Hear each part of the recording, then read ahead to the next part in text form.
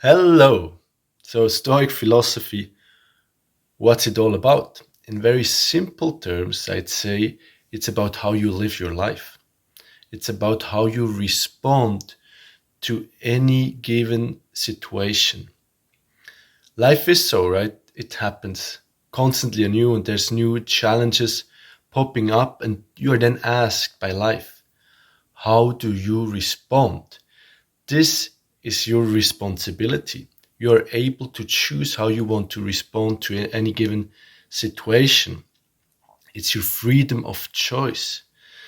What happens is beyond your control, an external situation. And what's within your control is how you respond to it.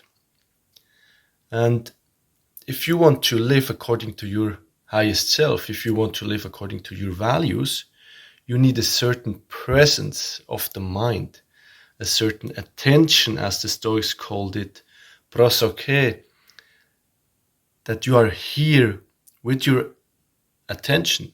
You have a certain presence, so you can actively choose how you respond to this external situation.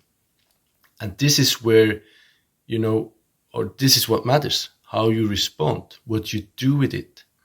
The external situation ultimately is indifferent to the Stoics because it's beyond your control. What you want to focus on is what you do with it. And that's what matters for the good life, according to the Stoics. And it's also something that I experience in my own life because, there's so many things that happen to you that you have really no control over. And then you just try to, do your best and try to live according to your values. Now, we need this certain presence. Today we might call it mindfulness. Because if we are not present, we might end up doing something we don't really want to do, or we say something we don't really want to say because our attention is somewhere else and we just react to the given situation, the way we've always reacted, out of habit, or we react out of emotion. Now, that's not really what we want to do. We want to respond by choice. And for this, you need this presence of the mind. So it's something you've heard of many times before, and it's something you're probably aware of. But for me, it's a constant practice, to keep my attention with me. So in order to live according to your highest self, if you want to express, your inner truth, you need a certain presence. So how can you keep this presence? How can you retain it throughout the day? The classical practice would be meditation. You can meditate every day. Then what helps me is self-reflection. Sit down and reflect upon what I've done and said and how I'd rather, respond to the given situations. And throughout the day, and that might be most important, I try to bring back the attention to the present moment, to, become this presence. It has to do with energy, to have the presence with you, and out of this presence, you can then respond. So I use reoccurring situations as cues, to say, okay, I use this now to bring my attention back. For example, I eat 2 meals every day. So before each meal, I take 3 conscious belly breaths through the nose into the belly. That helps me center myself and be present. Or also you can, if you leave home or if you get back home, when you go through the door, get the presence back. What's the condition you want to be in when you get back home and meet your family? So you are here with your attention, with your energy centered, and then you can, beautifully live out this being that you are. You can live true to yourself. That's it from me today. See you.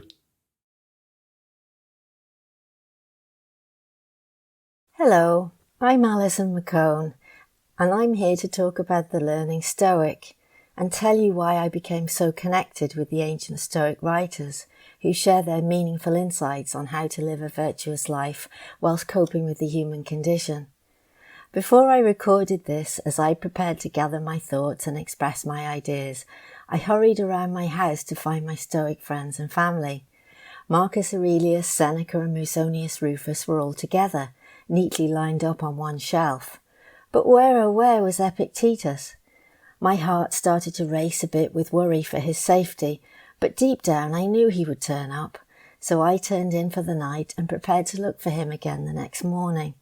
Lo and behold, after another half-an-hour search, I found him, almost hiding in the dark, behind Foucault, de Beauvoir and Nietzsche. He wasn't in his usual place with the other Stoic writers, but then Epictetus is so brutally honest and inspiringly original, he deserves to be singled out from the others, even though I'm sure his humbleness would very firmly reject my offers of special praise. 10 years ago, Marcus Aurelius was my first Stoic companion, and I hoovered up the personal recriminations and observations he recorded in his meditations, as he kept trying to take a stand against himself, whilst at the same time reaching so far down into his own soul to find his self. In the opening line of Book 1 of the Meditations, he records that decency and mild temper were character traits of his grandfather Verus. I latched onto this immediately. One of my primary caregivers from birth was my maternal grandfather. He was one of the most decent and mild-tempered people I'm lucky enough to have ever known. When I was a small child and he was busy working, I'd sidle up beside him seeking attention. He'd smile and ask me, "What do you want to borrow?" Then he'd start singing, "You Are My Sunshine." I learnt so much from him, just like I've learned so much from Marcus Aurelius. When things were tough, Grandad used to say, "This is the hard part of life, but we're preparing for better things ahead." With a Christian upbringing, perhaps he did believe in an afterlife, but it wasn't made explicit and God was seldom mentioned. There was more of an existential tone, with a pull towards the future. Like Marcus says in Meditations, Book 6, "Look within. Do not allow the special quality or worth of anything to pass you by. All that exists will soon change. Either it will be turned into vapour, if all matter is a unity, or it will be scattered into atoms." Next, I turned to Epictetus, and whilst reading the introduction in my edition of the Discourses, I felt like my mother had come to life again. Her mantra was, "Life is what you make it." She had a similar viewpoint to Epictetus, who believes we have the freedom to choose our own lives. Through listening to Epictetus, I realised how philosophically my mom had lived, despite having learned through practical experience rather than through reading about arguments and concepts. I'm reminded of how Musonius Rufus in his lectures asked, "Suppose there are two musicians. One understands musical theory and talks about it most fluently, but is not able to sing or play the lyre. The other is ignorant of the theory, but can play the lyre well and can sing. Which one would you want as a performer? Which one would you want as music teacher for a child ignorant of music?" The person replied, "The one who is able to perform." My mother learned through practice and taught by example. One of her favourite sayings, "I've made my bed, so I'll lie on it," was not a cry of desperation or an affirmation of apathy. It was another way of saying Epictetus's words. "Whoever chafes at the conditions dealt by fate is unskilled in the art of life. Whoever bears with them nobly and makes wise use of the results is a man who deserves to be considered good." From my mum, I learnt that tomorrow is always worth looking forward to, as we've so many things to do and so many people to love. She gave me the freedom to make my own choices, quietly supporting me, but never influencing me. Just like Epictetus says, if you decide to do something, don't shrink from being seen doing it, even if the majority of people disapprove. If you're wrong to do it, then you should shrink from doing it altogether. But if you're right, then why worry how people will judge you? After a lot of soul searching, something you get pretty used to when you're doing philosophy. I realise I haven't just learned from the ancient Stoics. It's been more like a homecoming and a reconnection with those I know so well. I can't replace my special granddad and mum who showed me how to love and care, laugh and cry, but I can keep learning from my ancient Stoic family. Now, with a bit of luck, whilst I've been wittering away here, hopefully Seneca will have been making me a cup of tea. I'd be lost without him. Good morning, good afternoon, good evening. I'm Leon Stander from Pretoria Stoics in South Africa. I'm a retired psychologist and special educator. Thank you for the honor of presenting this lightning talk at Stoicon 2022. This day, how Mandela, Ubuntu and Stoicism saved South Africa and may save it yet again. 3 decades ago, South Africa surprised the world when apartheid was scrapped and we embarked on a process of reconciliation and nation building. The success of this process was largely due to Nelson Mandela, who drove forgiveness and reconciliation through the ancient African philosophy of Ubuntu. Ubuntu became a foundational value in our country's constitution. It is characterized as a philosophy of humanness, in which, as described by Bishop Desmond Tutu, I am because you are. For Mandela and Tutu, Ubuntu's goodwill and charity went beyond their own tribe and extended to all people. It is now almost 30 years since Mandela took to power, and democratic South Africa, which was built on the promise of Ubuntu ethics, is on the verge of collapse. Rampant greed and corruption has hollowed out and bankrupted the state. Mandela is gone, and with him died the promise that Ubuntu would ensure a better future for all. Could there still be hope for us? Are there lessons to be learned from Mandela's heritage that could be applied not only to South Africa, but universally? What I am presenting here is somewhat utopian, but you must start somewhere, and the obstacle may turn out to be the way. Ubuntu developed and flourished in closely knitted agrarian societies across Africa. Was it ever suited, however, to be the main ethical driver of our urbanizing industrial society? If not, how did Mandela apply Ubuntu successfully to this society, and why did that project collapse when his influence waned and after his death? I believe that the answer lies in that Mandela's Ubuntu was informed and strengthened by Stoicism. He never directly credited Stoicism, but there's ample evidence for its influence. Mandela admired Marcus Aurelius, and he read Meditations while in prison. His book, Conversations with Myself, was explicitly modeled after Meditations.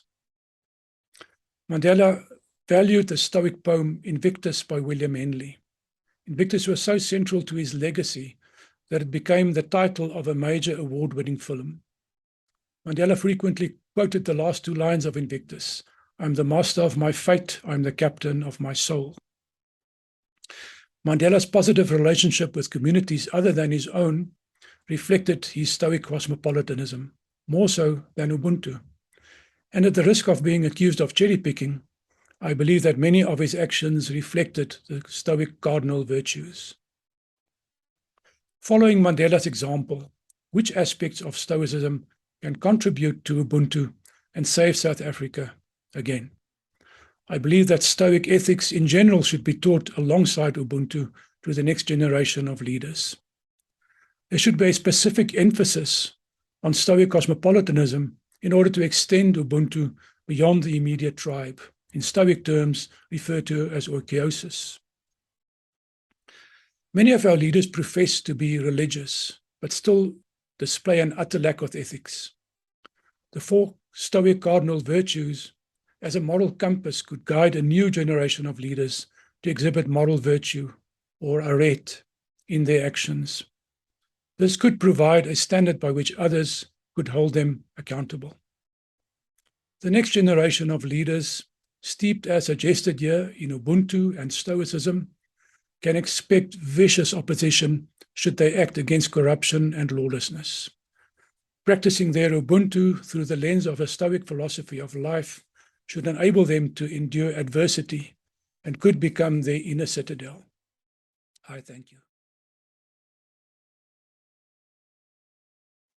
I'm StoicDan in Orlando, Florida, and today I'm proposing the fifth virtue.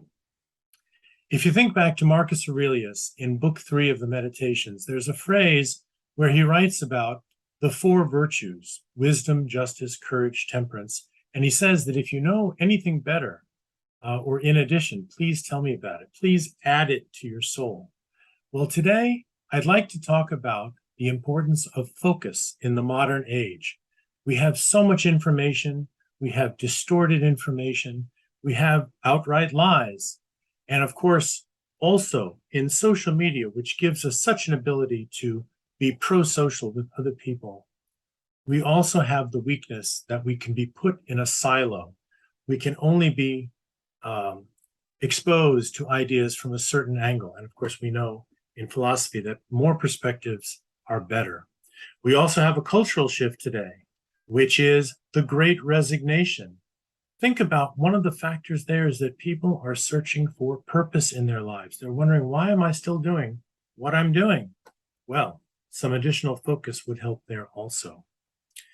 Think about the article that Massimo Pigliucci wrote in the last few years. He talked about busyness, that's B-U-S-Y-N-E-S-S, that we're so busy with our lives that we have no time for self anymore. Think back to Friedrich Nietzsche, the German philosopher and philologist, who talked about how society can have different groups with different realities and different moralities. Well, to gain a better grasp there, we need more focus as well. Henry David Thoreau in the 1800s gave us one of the keys to focus, which is solitude, walking in the forest and thinking about oneself, one's potential, and one's character. Also think back to Epictetus in the Enchiridion, the first verse. He talks about what we can and can't control in the world. This is like the first branch on the tree of our focus on reality, what we can and can't control. Boy, is that a good one. And think about our friends in Buddhism who talk about the cloudiness and the illusion of life. Once again, focus will help there. Well, let's turn for a moment and think about Donald Robertson's book, How to Think Like a Roman Emperor. He gives a great example in the first chapter, the first paragraph. He's showing us a picture of Marcus Aurelius at the end of his life. He's in bed, he's dying. He has all of these large issues swirling around him, war and plague and other problems of an emperor. And yet the last part of that paragraph says we must unlearn how to be a slave. Think of how that's such a great contribution to the modern Stoicism thinking, is we do need to unlearn a lot of the things that society has presented to us, has drilled into us. Now, let's briefly think about Stoicism as a philosophy. Think of how all the concepts are interconnected and they support each other, kind of like a carpentry construction project. If we had, I'm going to talk about focus now, in addition to the four virtues. Think about if you can focus better. If someone is insulting you, you can choose not to be upset. Focus on if you are under peer pressure, you can choose justice better. Focus in a situation where you are being bullied. You can choose courage and the appropriate action. I think for all these reasons, focus is a good contender for a new virtue in the modern age. I'm going to leave you with a brief quote by Tennyson, who said that a lie that is a half-truth is the blackest of all lies. Think of how much we need that understanding today, and therefore we need more critical thinking, we need more common ground issues, and we need more compassion towards others. So with all of these things, remember Heraclitus, that ancient Greek philosopher who talked about the river flowing by us and how we can't step twice in it. Well, that river is flowing ever faster today. And so for all these reasons, I suggest an addition to the 4 virtues. Focus is number 5.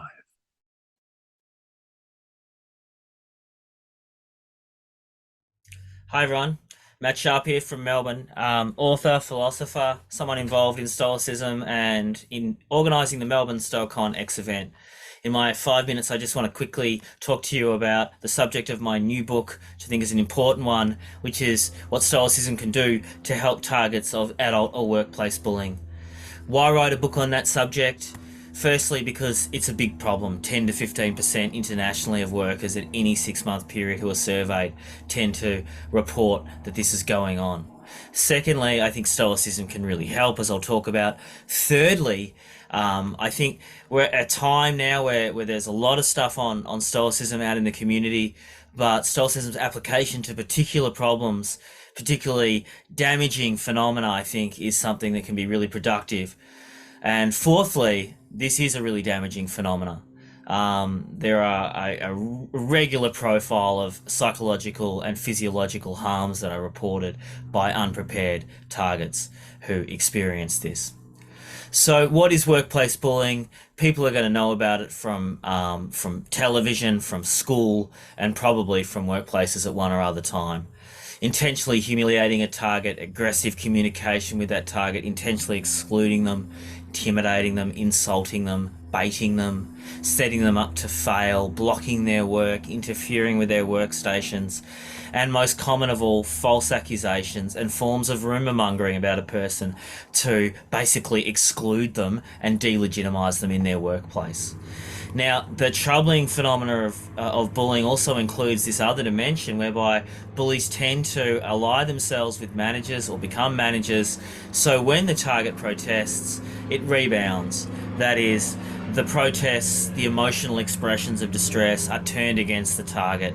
This leaves targets feeling extremely stressed and extremely distressed and feeling very helpless and alone. So Stoicism, I think, is particularly well placed to help targets of adult bullying. Above all, we know its practical stuff is based on the dichotomy of control. We suffer more in our imaginations than we do from external events, according to Seneca and others. Bullies want to get into targets' heads. They want targets thinking certain things about themselves, so they act in ways that the targets wish. Above all, feeling bad about themselves, feeling unsafe, so they leave the workplace. Stoicism, by contrast, is about greater self-awareness of our beliefs, actions, and choices. It's about minimizing the stress that we take on through ruminating about things we can't control, including others' bad behavior. It's about focusing on what we can change and what we can control. So the book contains strategies. I think Stoicism contains strategies that are extremely helpful for people who find themselves in these situations, to sit and analyze emotions, choosing considered responses rather than instantaneous responses when being baited. Strategies to note, record, observe, and never assert things that aren't certain, and to acknowledge uncertainty about some of the things that might be happening. Strategies to premeditate difficulties with colleagues, difficult meetings that might come. Strategies for keeping cool under fire. Strategies, above all, and not simply strategies, but a deep philosophy that affirms that a person is not reducible to what others say about them or their work identity. For Stoicism, as people here know, our character, our choices, our beliefs are primary. And we have many relationships, many roles. We're not reducible to what one mob or clique is saying about us. This is so important for bullying targets who often morbidly identify with this negative image, and that's when bad outcomes kind of come to be. Bullies can only defeat targets if, Stoicism says, the targets are sent in a certain way to respond in a certain kind of way. And they don't have to. They can rebel. They can resist. They can choose other ways of thinking, other ways of responding. So that's what I wanted to talk to you about. It's been fantastic to be a small part of Stoicon. I hope you have a great conference. There's my details. There's who I am. I hope to see you at future events. Bye.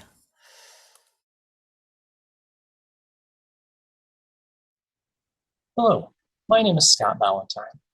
I was raised in a very conservative Christian church. I attended a Christian university and earned a bachelor's degree in biblical philosophy. I preached for a small congregation for a couple of years, but left the ministry because it didn't feel like a good fit for me. For 6 years, I was responsible for the adult education curriculum for a congregation of about 1,000 people. All of our adult classes would study the same material, and the sermons were planned to integrate with these discussions. I felt as though I was helping a lot of people grow their faith, but for me, something was missing. During the summer of 2010, I began to have a crisis of faith.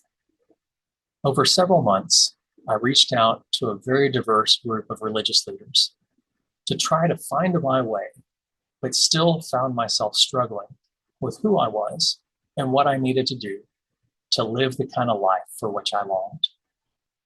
In the spring of 2017, I discovered the Practical Stoic podcast. I had previously stumbled across Stoicism, but was having trouble finding ways to apply it to my life. In this podcast, Simon Drew was addressing some of the very issues with which I was struggling. I continued to listen to podcasts on Stoicism, read the writings of Marcus Aurelius, Seneca, and Epictetus, and found many modern writings on Stoicism. I felt as if I found a framework to help get my life back on track. I found the basic principles of objectivity, self-discipline, and understanding what is in our power to influence and what is not to be very influential. I continued to struggle with my faith until 2020. At this point, I decided that I couldn't make my crisis of faith go away and decided to just let go and accept whatever happened. While Stoicism can definitely add depth to a religious life, it can also stand alone as a firm foundation upon which to build a rewarding life. In Stoicism and the global Stoic community, I have found a way to fill a void in my life. I have found a new sense of meaning, a community, and a sense of belonging that has helped me to redefine how I view the world and my place in it. I am very happily married to my high school sweetheart and have 2 teenage sons of whom I'm very proud. The values of wisdom, justice, courage, and moderation have helped me to be a better husband and father by helping me to accept responsibility for my life and better control how I respond to life's constantly changing landscape. The focus on self-control and the realization that most things are out of my control has helped me in my journey toward a flourishing life by giving me the proper perspective on life's highs and lows. By changing how I see the events in my life, I have begun to embrace the most difficult of situations as opportunities to grow and now see them as a way to prepare to better help others.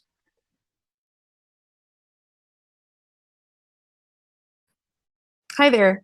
My name is Andi Sciacca, and I am a member of the Modern Stoicism organizing team and one of the co-hosts for this year's Stoicon 2022.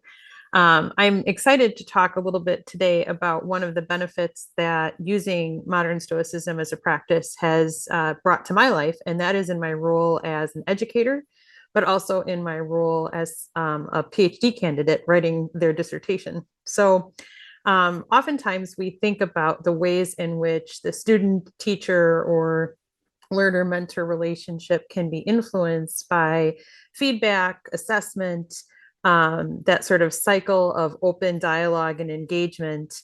And in my teaching work, I find that oftentimes learners can be very frustrated by critique, or they have a difficult time managing multiple deadlines. In the schools in which I've taught, many of them involve very rigorous academic programs coupled with lab time or studio time. Right now I'm teaching at an art and design institute in Milwaukee where I'm an associate professor, and many of the classes that I teach are upper level classes. So I'm working with juniors and seniors who are oftentimes doing very rigorous internships. They're partnering with real businesses. They're also building their portfolio and trying to kind of create capstone projects that culminate in all of the work that they've been doing during their undergraduate term. I've also taught graduate courses in food business, innovation, and entrepreneurship, and worked with students who are launching real life businesses or working to advance their degree in ways that benefit them somehow in their professional life. And when you bring all of these things together, it can create a cycle of pressure that is definitely beneficial in terms of motivating people to do their best work, but can sometimes make feedback, or again, that openness, that dialogue, that engagement, a difficult thing to wrap their heads around. So I find that I often call upon the lessons from modern Stoicism that help me in my own life figure out, sort of what's in my control, what's outside of my control. I find myself quoting Epictetus or Marcus Aurelius when I'm working with students one-on-one or in Ask Me Anything sessions or office hours, and just really helping them remember to sort of accept the role that they have at this time, do their best work, but also recognize that a lot of the variables that are external stressors in their life are indeed outside of their control. And so if they focus on what's within their control, and they focus on really trying to live in accordance with nature, in particular when it comes to the creation work that they're doing or the critical work that they're doing, it can be much easier to engage with one another, to engage with those giving them feedback, to prepare themselves for future disappointments, to know that, today will perhaps bring something unpleasant, but it's how we choose to deal with that unpleasantness and how we choose to practice virtue in our own lives that really drives us and motivates us in ways that allow us to feel more connected to the flow of life around us and to really just seek the good. So in my teaching life, I found it to be incredibly helpful. As I mentioned a little earlier, I'm also working on my dissertation. I'm a doctoral candidate at the European Graduate School. And I have found that there's been a lot of setbacks that I've had throughout the course of my graduate work. And I'm really nearing the end now, the final wire of writing the dissertation. I'm ABD in my pursuit. And for anyone who's been in a doctoral program, you know that those are three little letters that spell an acronym that can feel very large at times. And so I find myself going back to, again, mostly Epictetus, who has been a huge influence on me, and going to one of my favorite quotes, which is connected to the idea of accepting that we all are sort of at a banquet and dishes will be passed to us. And, we take what we can and kind of pass things along. Or that another one where, all actors in a play and we assume the role that's right for us at that time. So in work, when I'm working on my own dissertation or my own writing or my own academic scholarship, and then also as an active instructor, as someone who's in an associate professor role dealing with students, I find that balancing those two things is made all the easier by remembering that they are simply parts that I'm playing in the moment, and really trying to stay connected to what's in my control as an educator or as a student or as a collaborator. And it's brought me great peace and certainly an acceptance that for someone like myself, has yielded incredible benefit that I could not have even really been aware of going into it. So I started with Stoic Week and Stoic mindfulness and resilience training 10 years ago now, and I've been a part of this community for the past 10 years and can honestly say that whether it's the teaching work, the studies that I'm engaged in, or just the myriad things that happen in a day as a person on this earth, the lessons from modern Stoicism have helped me. The community has helped me. The Stoic philosophy, the ancients, it's all been very valuable in the work that I do. And I'm very grateful that we have this opportunity to come together, to share ideas, to learn from one another, and to continue to participate in a community that is so rich and so open, and really creating positive and powerful tools for moving through our daily life. So as an educator, as a student, as a person, I'm very happy to have the opportunity to talk about that a bit, and really grateful for another awesome Stoicon, and happy to see all of you here. Thanks. Friends, my name is Brandon Tumblin, philosopher, writer, coach, engineer, and host of the Strong Stoic podcast, where I dig deep into the most important philosophical question, which is, how do we best live to achieve what the Stoics will call eudaimonia, or the state of flourishing? I do deep reflections on these topics, and I also engage in meaningful discussions with modern thought leaders as well. My articles are featured in the Stoic Gym magazine, and I am also a director and founding member of the Walled Garden. In this talk, I'll be dissecting what it means to be a strong Stoic, which is the brand that I've chosen to adopt. From a very young age, I was always fascinated by this idea of strength. I started strength training at around 14 years old in its various forms, and there was always something deeply satisfying to me about lifting something heavy. Now, that was true in the gym, but it was also true in life in general. I also found that adopting responsibility for my own life was deeply meaningful to me. I worked hard in school, I worked hard in any job that I could get, and I always wanted more load, more responsibility. I wanted to take on more, I wanted to be more. And I knew this because I found a tremendous amount of respect for those around me who did actually take responsibility for their lives and the lives of others. In fact, it took me many years to figure out what strength actually meant to me and how to define it. And the best definition that I've found so far is strength is the ability to resist load. As mentioned, that load can take many forms. It can take the form of a weight in the gym. It can also take the form of responsibility in life. But we could also consider it as taking responsibility for the burden of life in and of itself. Life is hard and full of suffering. Every Stoic knows that much. Stoicism is a philosophy as a way of life that aims to provide an antidote to that suffering. And it's quite simple in many ways. Stoicism states that the antidote to life's suffering is to be a good person, to have a good character, and to work for the common good. And what does it mean to have a good character? We could say that it's someone who is just, someone who is wise, who is courageous and temperate. But this character must also act for the common good. It must be aligned with your personal nature, the nature of those around you, human nature, and the nature of the cosmos itself. How you do that in practice is by taking on responsibility. The first thing that people learn when they come into Stoicism is often the dichotomy of control. It's that some things are up to us and some things are not up to us. In other words, out of all the things that are included in the universe, in the cosmos, which are the things that I should take responsibility over, that I should bear? Which loads should I carry and which loads should I let go? But the word in that definition of strength, the ability to resist load that I must highlight is resist. It implies that there's a struggle there, that you are adequately taking on enough load and enough responsibility, but it also speaks to the nature of Stoicism.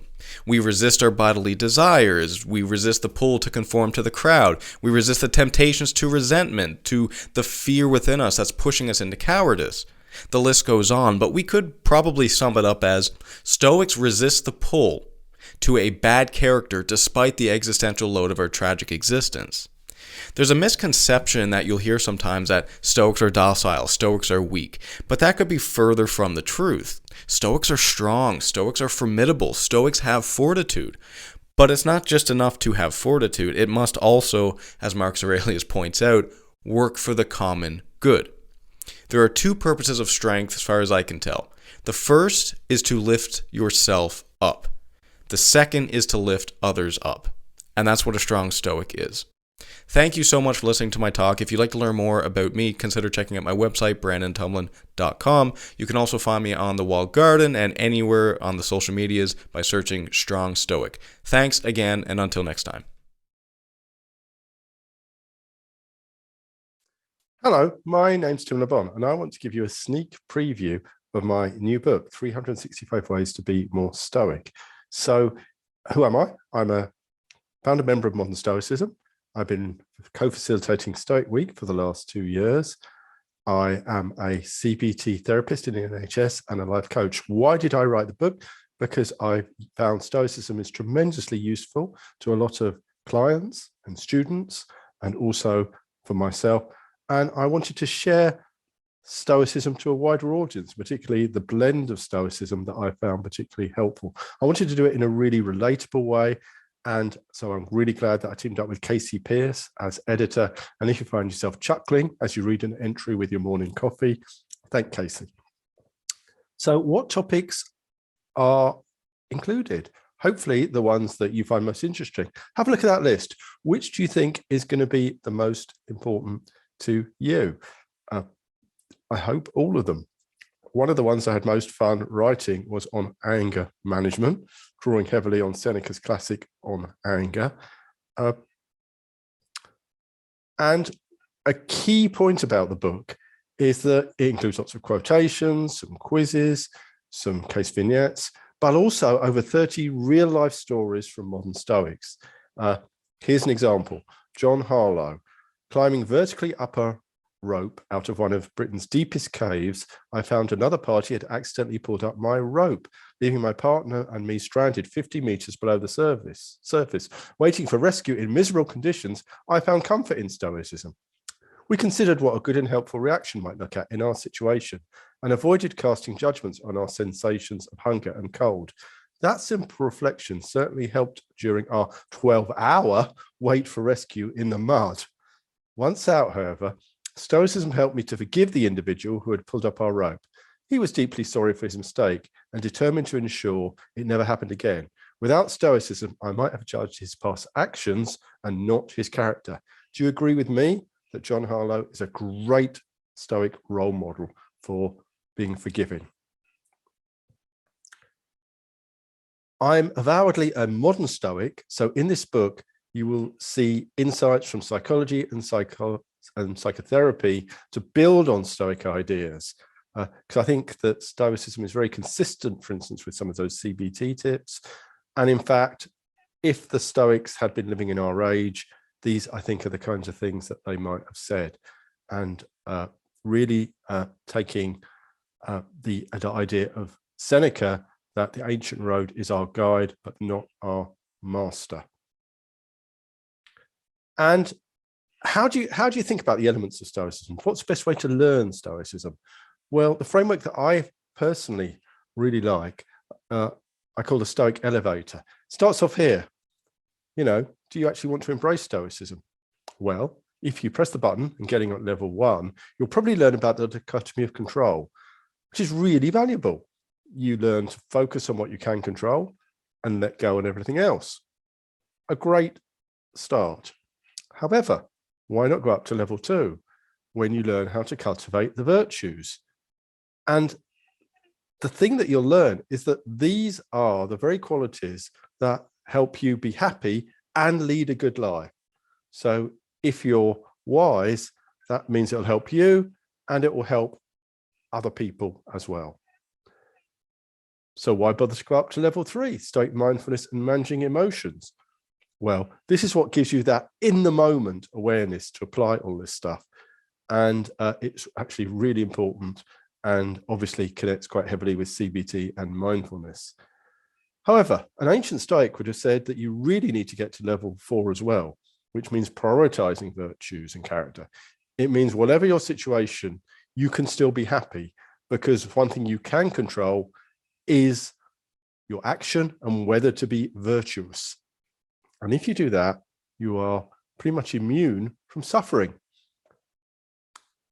You might even want to go all the way to level 5, which embraces some pretty strange sounding ideas like pantheism and providence. And we've got a chapter exploring whether that's a good idea or not. So I think that each idea is valuable in itself, and the whole is greater than the sum of its parts. So each chapter guides you gently through some of these ideas towards being more Stoic. And it's up to you how much you want to take away. So I hope that was a useful little introduction to what the book's got. It's out on November the 10th. You can see more details on my website, YouTube, Facebook, or Instagram. And a final thought, perhaps it might be a good stocking filler and even a Stoic act of kindness come Christmas time. That's all from me, and I hope you enjoy the rest of your Stoicon. Bye for now.